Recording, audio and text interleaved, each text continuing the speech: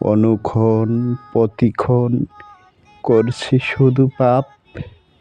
ওই কবরে পাপের দেহ ছিঁড়ে খাবে বিষাক্ত সাপ।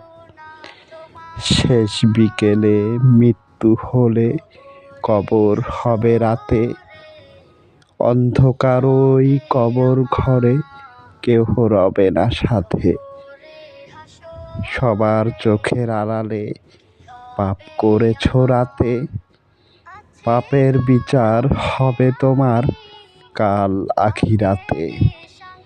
পাপের জীবন তোমার, পাপে ভরা জিন্দেগি।